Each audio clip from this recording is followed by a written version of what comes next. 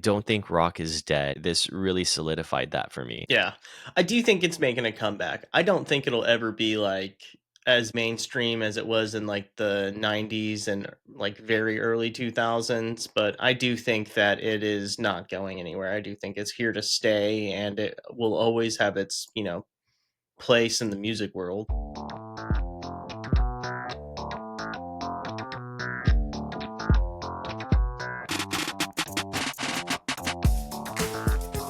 You're listening to Passed Out, the podcast where history, mystery, the occult, and the cosmos collide. This week we're talking about Warp Tour. Stay curious and welcome to Passed Out.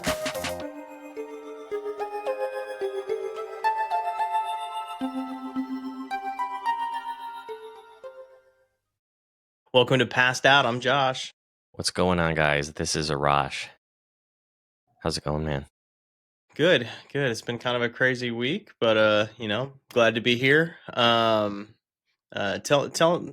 us about Warp Tour. So How yeah, was your experience? it was fun, man. I went to Warp Tour Orlando, which was this would be the not it would be like a weekend ago by the time this episode comes out. Um, the weekend of the November 15, 2005 or 2005, 2025. It felt like 2005 with all the bands there. Yeah, It was good to see, man. Like there were generations of people, like people in their 60s, people in their 40s, people in their 30s, their kids. Um, you saw a lot of kids with like the hearing protection on, some without it. I saw like little kids crowd surfing, which was crazy. that's crazy. There were mosh pits. It was good to see, man. Like there were a lot of bands that while they were performing were saying that like this is our first tour since like 2017 or first tour in 5 years or like since COVID really did take a number on a Yeah, lot of these bands. especially bands like that style of music, which I feel like are just not really major. They're not on major labels. They're not really huge bands. They're big in our circles, but like not like huge in the mainstream. So like I do think that a lot of smaller bands had a really hard time surviving. A long period of time without shows. Yeah, and there were a lot of bands there that I thought were small and big in our circle, but there were 80,000 people there between 2 days. I mean, so it was like 80,000 per day, if I'm not mistaken. It wasn't, there's no way it was Yeah. only 40,000 a day. Um, and bands like, one band that really impressed me, that I thought their style was completely different was Motionless in White. Um, I don't know if you really I listened to don't them. really know. I've never really listened to them. I know the name, but I've never really like So listened to them. They came in like the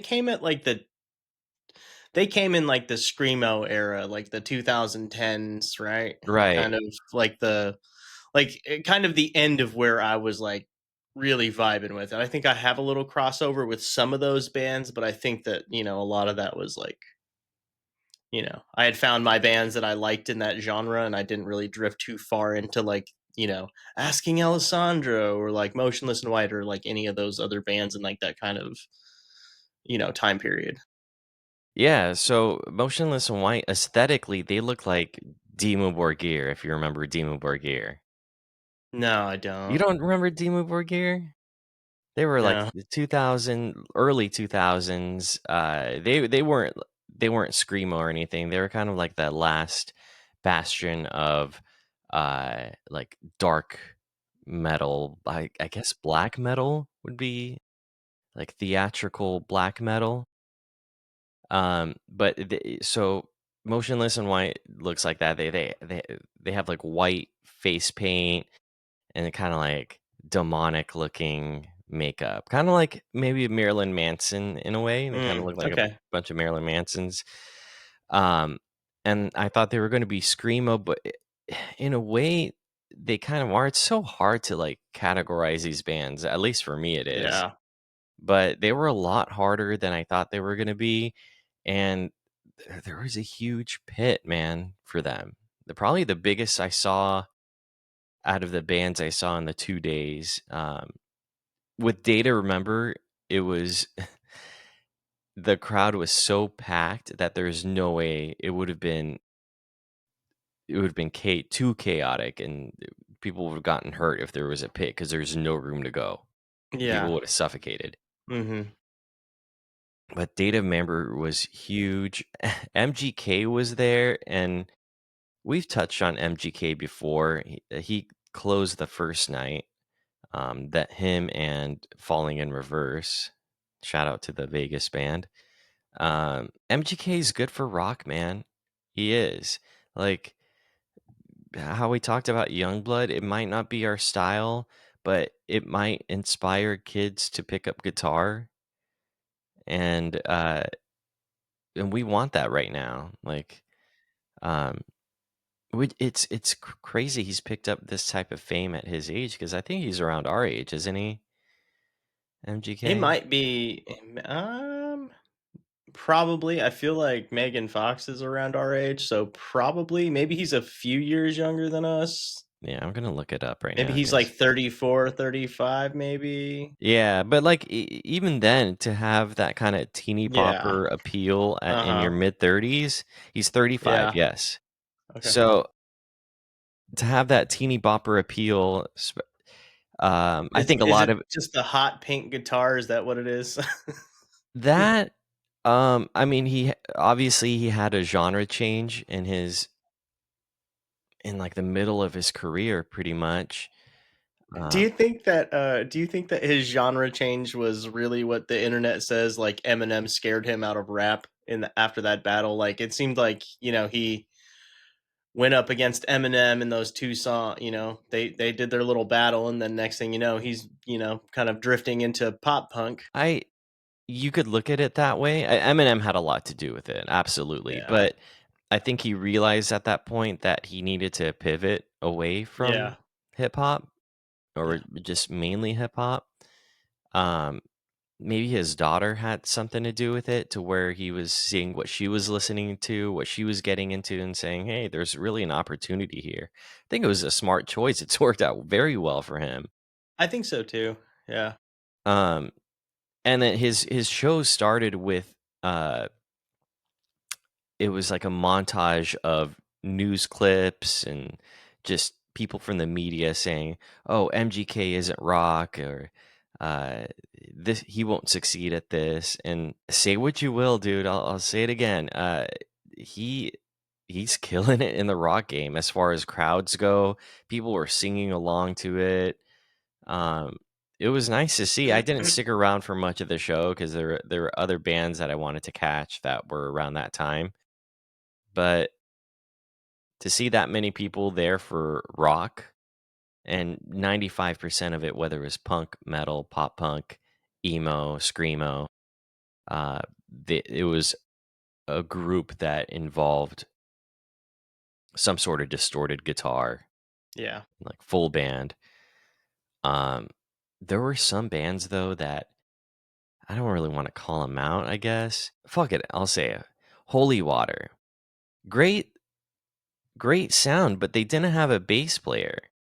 And then I heard bass through the speakers. So, do they have it? Are they playing to tracks? There were a lot of bands I saw there that I was wondering, are you really playing to a, a backing track like that?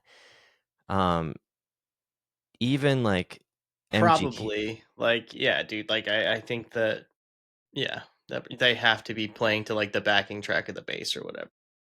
and is that a problem? Because hip hop does that.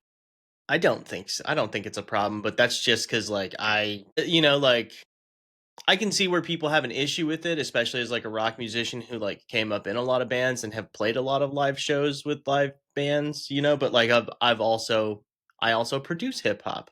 I also DJ, so like I can see the full realm of it. And it's just like, say it was like me and you and we're gonna go tour some Stealing Fires stuff, but like we don't have the budget to fucking hire a bass player to come with us and play this stuff. Are we just not gonna go play those shows? Or are we gonna go play those shows with a backing bass track, you know? It wouldn't I don't know. That's It would feel so weird to do that though. yeah. I think so too. I think it's I don't look down upon it, but I do think it is kind of a weird move for It is, but it might, it might be where the genre is headed, and one of the ways the genre can survive. One band that didn't do that was Yellow Card. They had a lineup change. It wasn't. It was a different drummer. They had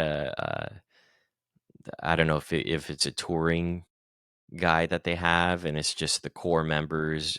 I think even the violinist was different than what I remember. He could have just gotten older, and I didn't really recognize him. Yeah. They were one of the best bands live, honestly. The first night or the first day out of all the bands that I saw, Yellow Card, and I wasn't a big Yellow Card head growing up. Like I fucking loved Yellow. there were a few songs that I just knew, and I've listened to them passively, whether it was through like a friend's car or going Mhm. somewhere and they were playing it.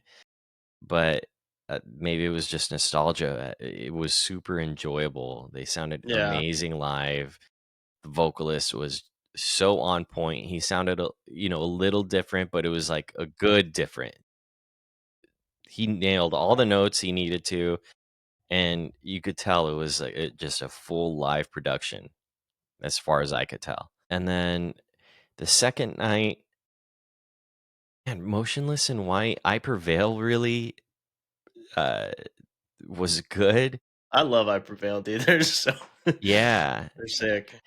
One thing about them in their studio albums I don't like, and this is a common theme for me when it comes to metal like that, is when they get to the singing parts, it sounds super cheesy. But when he sings live, he kind of has a rasp to it, and he still hits the notes, and it sounds really good. I think it sounds better live than they do on their albums. You know what that is? That means they're cleaning up too much in post. Yeah. They're like taking out too much of the breaths, too much of the rasp. They're just like over polishing essentially in the studio. Well, Which they're trying. it's hard not to do that sometimes when you're like working on stuff. It's hard not to over polish, but That's why um we need another rock producer like Rick Rubin. yeah, who's just like let it be raw, Yeah, because with which the early Slipknot records, I think it was Toxicity and the self-titled System of a Down. He did a bunch of Slayer. did a lot of Red Hot Chili Peppers. Yeah, Like Anthony Kiedis has a clean voice. My yes, point being is that those vocalists aren't. I mean, Serge, you could say, but he has a rasp in his voice too. It would sound weird to have auto tune on Serge's voice, which we have seen in his solo stuff, which I don't like nearly as much as System of a Down stuff. he's got a couple good solo songs, but I agree with you. It's really just not System of a Down. Yeah. And even the instruments sound way too polished on his stuff, which is what he wants probably because it's more of a pop thing than System of a Down is. But Yeah. people who hear System and that, it's kind of a jarring difference. Um, One band I want to give a huge shout out to that I saw, I had no idea who they were, is a band called Left to Suffer. I saw them on a smaller stage, and I call it, well, maybe I shouldn't say on YouTube what kind of like you want to just punch people of a certain age. You know what I mean? Yeah. Like think of the scene of Anchorman where Jack Black punts Baxter off a bridge. That's the kind of music I like listening to, especially live, and they really, really made me want to do that. Get Baxter Yeah. and just punt him off the bridge. They were so good, just heavy breakdowns, and it gave me a lot of hope with all these bands that I saw. I said what I said about Holy Water, but they put on a great live show too. There was an awesome pit with them, and to see that many people excited about rock, metal, punk, all these genres that we grew up with was nice to see. Um, and 80,000 people, man. There's Rockville coming up in Florida in a few months with My Chemical Romance, Guns N' Roses. Um, Data Remember again. it- that's inspiring to see. And then you have in Vegas, when we were young, and you see all these different festivals around. That might be the way to go, is doing festivals in these different areas with all these bands across the country where there's a need for it. Yeah. And that might be how you save live music, and you have these smaller bands play on the side stages, or open up early on the main stage to kind of give them a Hmm. boost. I don't think I don't think rock is dead. And we've kind of touched on that before, but this really solidified that for me. Yeah. I do think it's making a comeback. I don't think it'll ever be like as big mainstream as it was in like the 90s and like very early 2000s, but I do think that it is not going anywhere. I do think it's here to stay and it will always have its, place in the music world. Yeah, and there's that YouTube video that Rick Beato just put out asking if metal specifically is dead, and he lists all these different bands that, whether they're, um, I think the term he used was heritage bands, like uh, Linkin Park, which is crazy. Makes me feel so old that he called Linkin Park a heritage band. Uh, of course, Metallica, Judas Priest, things like that. And then he compared it to like Falling in Reverse, Ghost, um, Data Remember.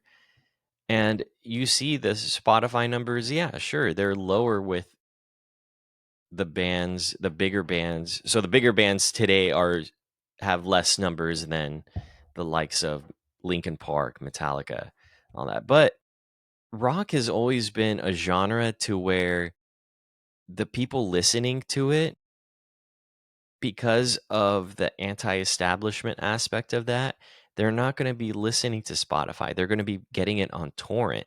They're going to be listening to it on YouTube. They're not going to be paying a monthly subscription for it. That's my understanding of it, and at least what I've seen with friends who listen to rock.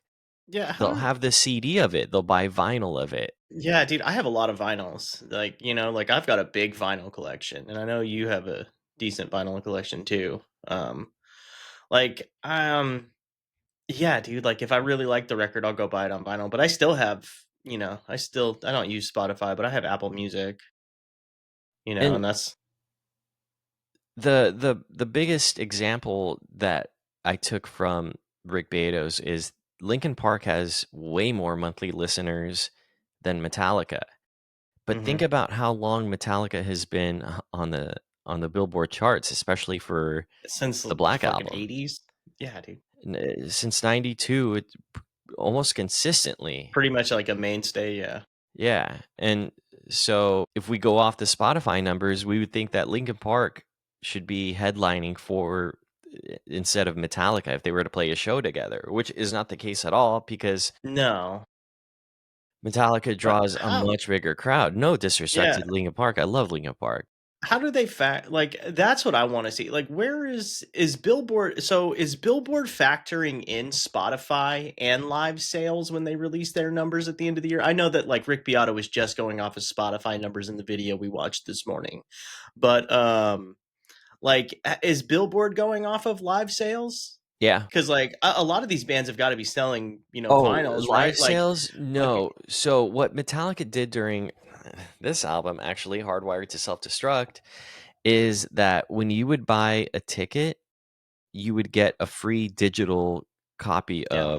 of yeah. So that counted as purchasing a ticket and an album. So when they were touring, their album sales were boosted significantly because of that. I think Taylor Swift has done something like that too. I'm sure there's other acts that have done it, but Yeah, I'm that's not one way you seeing it could a go around it.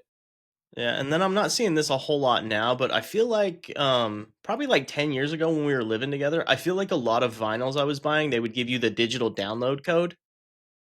But that was like really before like I feel like it was about probably 2017, 2018 where like everybody started having more streaming services on their phone and started really being like, "Oh yeah, we're going to get Spotify, we're going to get Apple."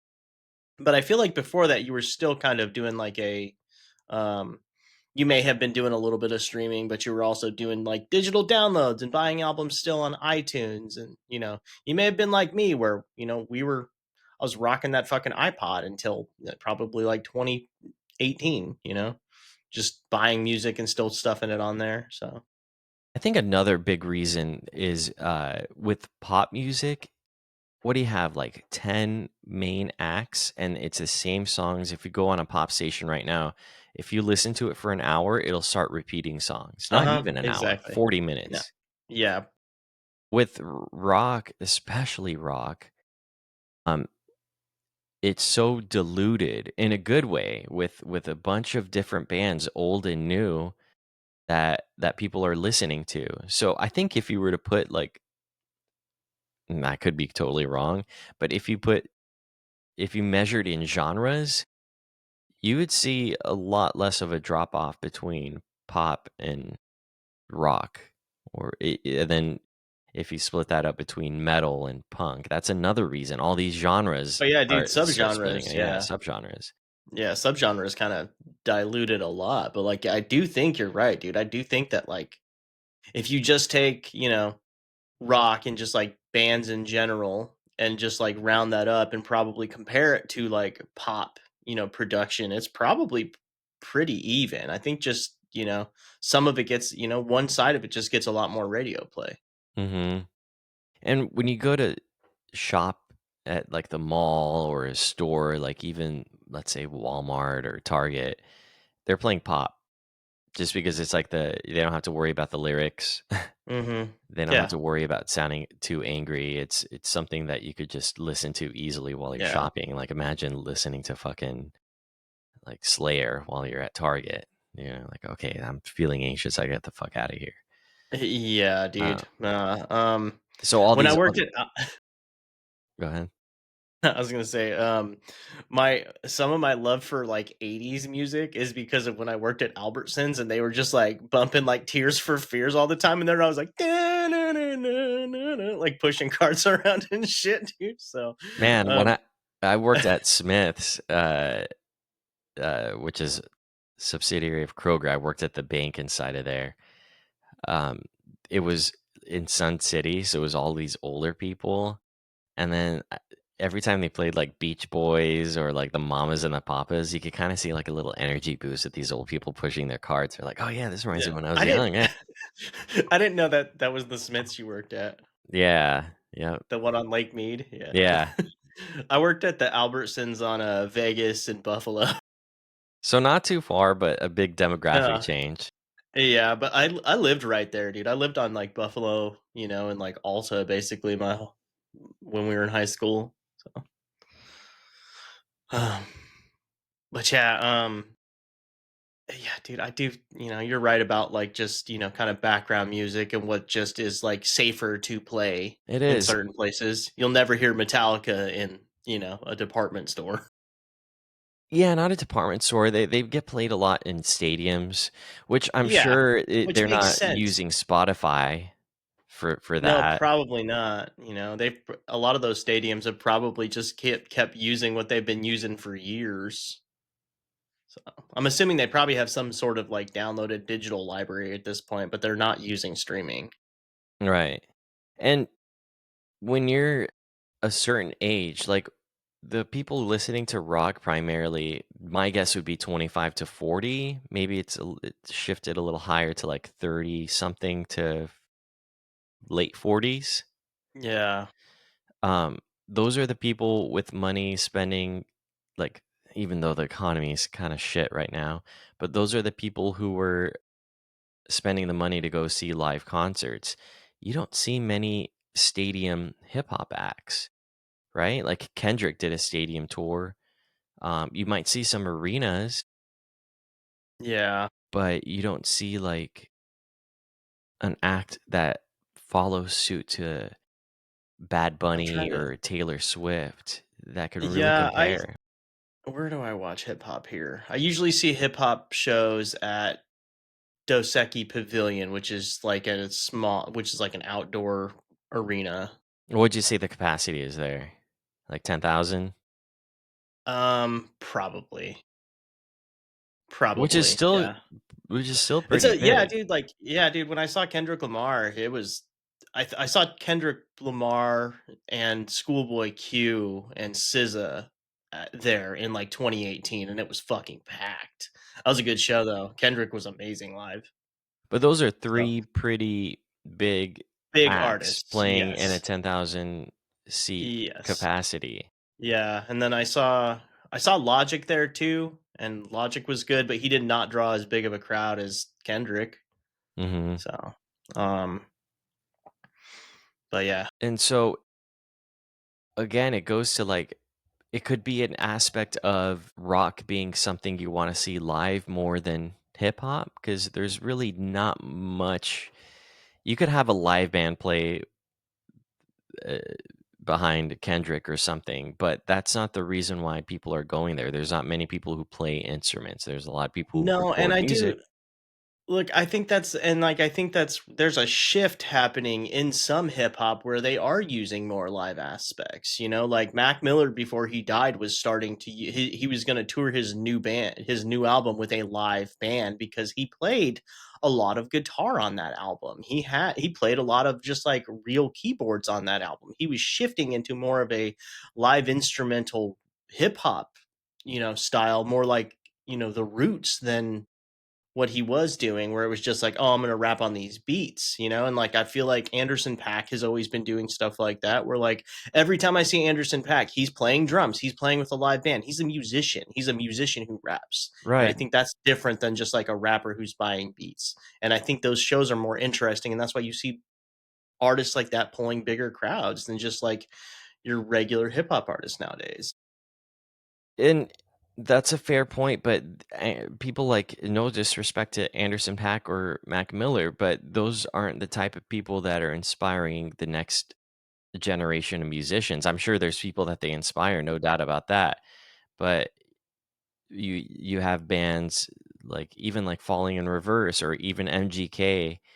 I think those are the type of people that want to not necessarily see it and be like, I want to be MGK himself, but I want to play guitar. Like I want to. Yeah, Maybe they you're want to be a lead singer in a band, or they find the drummer of a day to remember. They're like, man, that sounds so good. I want to drum like that. And yes. I point being is I don't think rock is really going anywhere. Rick Beato might No, be it's a not. little out of touch. I love Rick Beato. I do He's too. a very positive dude.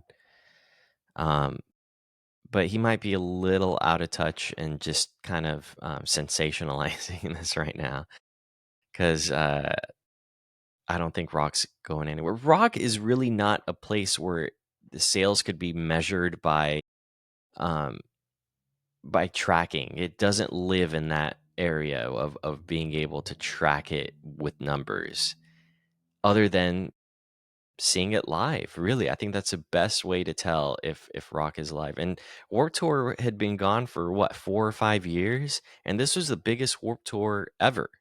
Like I think specifically the Orlando one had the biggest crowd ever, and that could Really, be a culmination of the hype for it not being there for a few years, but they're already yeah. selling tickets for next year. Yeah, dude, it's the same thing with, like, When We Were Young, like, dude, like that festival sells out, like, so fast now as soon as they announce it. Hmm. They don't even know the lineup and people are buying, like, ready to go already. So, And do you think a lot of that has to do with is it AEG buying the tickets up fast and putting it up for resale immediately, like these bots, or do you think it's like just maybe. That legitimate? could be it. I'm starting to see more artists fighting with that, like, I was super impressed. This is gonna sound so funny, but I just I just saw Billie Eilish. She put on a really good show, but what I really respected was that she would not let resale happen. So, like, you couldn't transfer or resell those tickets. If you needed to sell your tickets, you sold them back to Ticketmaster at exactly what you paid for, and then they resold them for that exact price. How do you prevent that from happening? Because you don't get the tickets themselves. Yeah, it's like all digital, I guess, you know? Because I bought mine through StubHub, and then I bought them in September, and the chick was like, "Hey, just letting you know that I'm not gonna get the tickets up until like 24 hours before the show." Yeah, and then they transfer them to you. That's how it goes on StubHub. But StubHub is, from my understanding, is you're not StubHub by the people who are operating on StubHub buy from Ticketmaster first, and then those are resale tickets. So with what Billie Eilish did, does she really prevent it, or do you think there was tickets going to StubHub from there? I don't know, but like it sounded, like her tickets weren't transferable or resellable. So, if she was selling on StubHub, she was selling directly to StubHub. This is But a that this is doesn't a really big thing stop right it though, now. does it? I mean, I like, don't I Probably get the not, whole, but like, getting the ticket a day in advance, but I don't think it really stops it from happening. yeah. And what a lot of people are doing, I think tickets the day of. I mean, this is a big risk. I don't really recommend doing it, especially if you get like an Airbnb involved with it. But Yeah. tickets the But day of were like half price. yeah, dude, and there's always people outside the venues here like trying to buy tickets and and selling tickets outside. So, I see it all the time, but like we go to a lot of concerts and we buy shit like way in advance. Yeah, I think that's the way to go. Yeah, dude, I've seen a lot of concerts this month. October I saw a lot of concerts, I saw in October we saw Anderson Pack, and then I saw Thrice, we saw Billie Eilish. I feel like there's another show that we In went to that Denver, I'm Oh, and we saw Leisure in Denver. Yeah, dude, like yeah, we've been to a lot of shows lately. It's kind of like what we like to do. I still love live music. I'm more impressed by some venues than others just with the sound quality, but um yeah, I love live music. I don't think it should go anywhere. me neither. Um, so yeah, Any that other notable bands or anything from Warped Tour that you wanted to talk about? Who else did you see? I really wanted to see this band called Microwave because there was a song that was kind of very sentimental to me called Lighterless. Uh, and I got to see them, which I was happy about. There was, oh my God, Wage War. Now they were a good band. They kind of had an I Prevail type of Yeah, feel to yeah, them. no, yeah, they do. I didn't get to see Chiodos or Attila, which I really wanted to see. Um, or Gym Class Heroes. That was another one I wanted to Oh, see. dude, I would have loved to see Gym Class Heroes. That would have been they're another group live band hip hop that I've always been super impressed by, dude. That first Gym Class Heroes album is so good. Like Taxi Driver, dude, like the instrumental on Taxi Driver before it's so good. And he's got a great fucking voice. Yeah, So, yeah. So it was kind of disappointing not to see them. One band I got to see a few songs of, which for me was really cool because I'd known them for 30 something years, is Guar. mhm. And the dudes from Guar seem like really good people because recently you know, I don't know if you saw one of the more recent episodes of John Oliver where he's trying to save PBS and public funding stations, and Guar, I forgot who from Guar was helping out, like signing shit to sell an Yeah. auction to go towards PBS, which Mhm. is really cool. Yeah. I don't really listen to Gore, and I don't really know a whole lot about the different characters in Gore, but like I've seen one of the guys doing like a lot of podcasts. Like just like showing up full fucking costume, just like doing podcasts. And I was like, this is crazy. Yeah, I thought they were more like grindcore metal just because my knowledge of them comes from Beavis and Butthead, the video game, where you have to make it to the Really? Guar concert. Okay. And so I was expecting like way more. They kind of sound like it's like a lot of punk influence in it, like a little Huh? thrash sound, maybe a little bit of Motorhead in a way. Yes, dude. Definitely Motorhead. What I know them from is they were in a movie called Empire Records in the '90s. I remember that. Yeah, I Yeah, never saw it, but there's a scene where there's like the dude's like tripping out and like he's like listening to War, and like it changes into like an actual live Gore show, and like all of them are there, like playing a real concert. Like the dude's there, and they eat him. And I was like, this is crazy. um, you know who else had a fun live show like Gore that I really enjoyed when we were younger was the Aquabats. Always had kind of like a fun, crazy show. I saw them at the Huntridge. I saw a lot of fucking good shows at the Huntridge. The Saw Yellow Huntrich Guard at needs the to come Huntridge back. show. I know. Dude, they tried. They've tried so many times, and like it just never works. I don't know what the problem is and why nobody can get that venue reopened, but The like area, I think the it's area, passed through hands multiple times. if they put that in the arts district somehow, or if they kind of connected the arts district into that, it would be much better. But I think now might be the time to try it again because, like I said, people our age have money to spend. Yeah. We're the demographic that would go see Are, live shows there for the nostalgia, and I think it's just been bad management with the Huntridge. yeah. Is that I guess you're not too far from the arts district at Charleston in Maryland. Like um you know, It's kind of a I'm rough area. I assuming that spent whole time do you, there. I'm assuming it was rough when we were younger and I was going to a Yeah, lot of shows there, but I'm assuming that it's starting to get a little bit more gentrified down there, right? I think so. Yeah, Like I'm assuming that the arts district and the gentrification that happened there will continue to kind of shift south that way. yeah, So eventually maybe it'll work, but it might get into a point where it's just like not what it was. and that's fine. So But yeah. there's Such so a many. classic fucking building, though, like just like so iconic to Vegas. And one problem with the Huntridge though is probably again AEG because they require so much money from these live shows because they have a monopoly that needs to be taken care of. That really Yeah. does. That's put a big hurdle, and that could be another reason why rock has been was kind of struggling and, and is struggling compared to where they were is because of the greed at the top, and that's something that needs to be changed and addressed yesterday. So that And was yeah. yeah. There's a lot of bands that are trying to fight against some of this stuff right now, but like, a few voices versus, the powerful machine is just not enough. You got anything else you wanted to touch on this week? No, that pretty much covered it. I think my next concert might be Rockville or all the way down to Megadeth farewell tour. They're going to be touring with Iron Maiden, which would be great That's to a see. that's a pretty good fucking show, man. Anthrax, Iron Maiden, Megadeth. That's fantastic Yeah. lineup. Fantastic lineup. So, but all right, well, that's it for this week. Everybody stay curious, and we'll see you next week. Later.